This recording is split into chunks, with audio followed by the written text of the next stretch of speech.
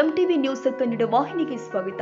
ತವರು ಮನೆ ಆಸ್ತಿಯನ್ನ ಮಹಿಳೆಯರು ಎಂದೆಂದಿಗೂ ಕೇಳಬೇಡಿ. ಜೀವನಕ್ಕೆ ಆಧಾರವಾದ ಮನೆ ಕಳೆದುಕೊಳ್ಳುವಂತೆ ಆಗುತ್ತೆ ಎಂದು ಬಂಡಿವಾಡ ಗಿರೀಶ್ ಆಶ್ರಮದ ವಿಸಿ ವಾಲಿ ಗುರುಜಿ ಅವರು ಧಾರವಾಡದ ಕುಂದಗೋಳ ತಾಲೂಕಿನ ಗುಡಿನಕಟ್ಟಿ ಗ್ರಾಮದ ಮಾರುತಿ ಬಸವಣ್ಣ ಈಶ್ವರ ದೇವರ ಮೂರ್ತಿಯ ಪ್ರತಿಷ್ಠಾಪನೆ ಕಾರ್ಯಕ್ರಮ ಉದ್ಘಾಟಿಸಿ ಮಾತನಾಡಿದರು.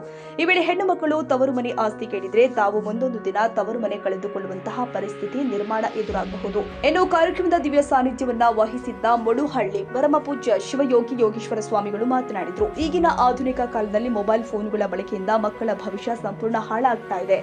ಮಕ್ಕಳ ಭವಿಷ್ಯದ ಮೇಲೆ ಪರಿಣಾಮ ಬೀರುತ್ತೆ. ಗ್ರಾಮದಲ್ಲಿ ಈಶ್ವರ ಬಸವಣ್ಣ ಮಾರುತಿ ಹಾಗೂ ನವಗ್ರಹ ಮೂರ್ತಿಗಳ ಪ್ರತಿಷ್ಠಾಪನೆ ಆದ್ದರಿಂದ ಗುಡಿನಗಟ್ಟಿ ಗ್ರಾಮ ಇಡೀ ಜಗತ್ತಿಗೆ ಎತ್ತಿ ಕಾಣುವಂತೆ ಆಗಿದೆ ಎಂದಿದ್ದಾರೆ. ಎಲ್ಲರ ಭಾವ ಮೊಬ್ಬರಿಗೊಳ್ಳುವಂತ ಶರಣರ ಸತ್ಪುರುಷರ ಚರಿತ್ರೆಯನ್ನ ಈ ಧರ್ಮಸಭೆ ಒಳಗೆ ಕೇಳುವಂಥವ್ರಾಗೋದು.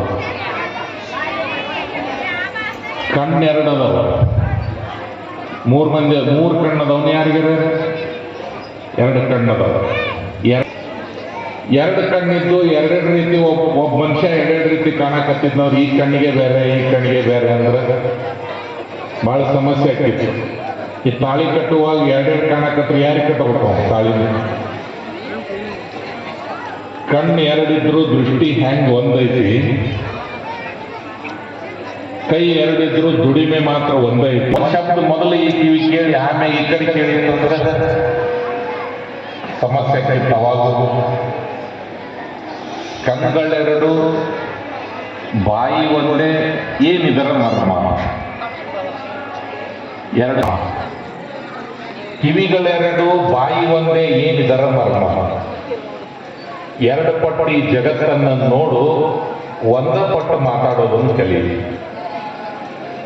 ನಾವು ಎರಡು ಪಟ್ಟು ಕೇಳು, ಒಂದು ಪಟ್ಟು ಮಾತ್ರ ಮಾತಾಡೋದನ್ನು ಕಲಿ ಅಂತ ಹೇಳ್ತಾರೆ.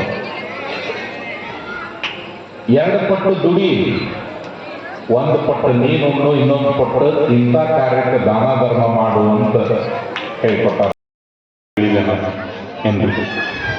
ಆದ್ರೆ ಅತ್ತಿದ್ದಂತಕ್ಕಿ ಸೊಸಿ ಇದ್ದಂತಕ್ಕಿ ಚಂದಾಗಿ ಜೀವನ ಮಾಡ್ಬೇಕು. ಎಷ್ಟು ಚಂದ ಜೀವನ ಮಾಡ್ಬೇಕಂದ್ರೆ ಓಣ್ಯಾಗಿನ ಮಂದಿ ಅವ್ರ ಬಗ್ಗೆ ಚಲೋ ಮಾತಾಡೋಂಗಾಗ್ಬೇಕು. ಇಲ್ಲಾಂದ್ರೆ ಕೆಲವು ಮಂದಿ ಅಕ್ಕಿ ಕಡೆ ಹಾಕಾರ, ಕೆಲವು ಮಂದಿ ಸೊಸ್ಕಾರ ಕಡೆ ಹಾಕಾರ, ಉಳಿದಿಲ್ಲ. ಆ ಮನೆಗೆ ಧರ್ಮ ಅನ್ನೋದು ಉಳಿಯುವುದಿಲ್ಲ. ನಿತ್ಯವೂ ಕೂಡ ಕಣ್ಣೀರು ಹಾಕ್ಬೇಕಾಗಬೇಕು. ಬಂದಂತ ಸೊಸಿ ಮನೆತನ ಉದ್ಧಾರ ಮಾಡುವಂಗಾಗಬೇಕು, ಮನೆತನದ ಮರ್ಯಾದೆ ಕಳಿಯೋಂಗಾಗಬಾರ್ದು.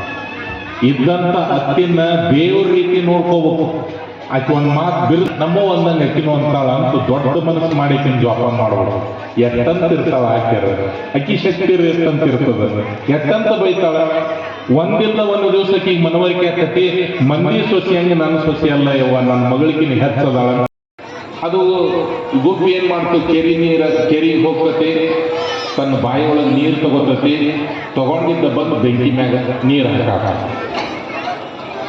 ಅಲ್ಲೇ ಗಿಡದ ಮ್ಯಾಗ ಒಂದು ಕಾಗಿ ಕುಂತಿತ್ತಂತ. ಕಾಗಿ ಗುಬ್ಬಿ ಕೇಳ್ತಂತದ್ದು, ಏ ಹುಚ್ಚ, ಅಲ್ಲೋ ಅಲ್ಲೇ ಕೊಡಪಾನ ಬಗ್ಗಿಟ್ಟು ಎಲ್ಲ ತೊಗೊಂಡು ನೀರು ಆರಿಸಕತ್ತ, ಅದು ಬೆಂಕಿ ಆರಿಸ್ತಾರೆ ನೀರು ತಗೊಂಡು. ನೀನೇನು ನೀ ಇರೋದ ಸಣ್ಣ ಒಂದು ಈಟ ಇರ್ತೈತಿ, ನಿನ್ನ ಸುಂದರ ಈಟ ಐತಿ. ಮೃಷ್ಟಾನ್ನ ಭೋಜನ ಊಟ ಮಾಡ್ತಾರ ಅಂತ ಇಂಥ ಊಟ ಅಲ್ಲ, ಅಗ್ದಿ ಪಕ್ವಾನ್ನ ಅಂತೇಳಿ ಅದು ಬಹಳ ವಿಶೇಷ ಇರ್ತದೆ.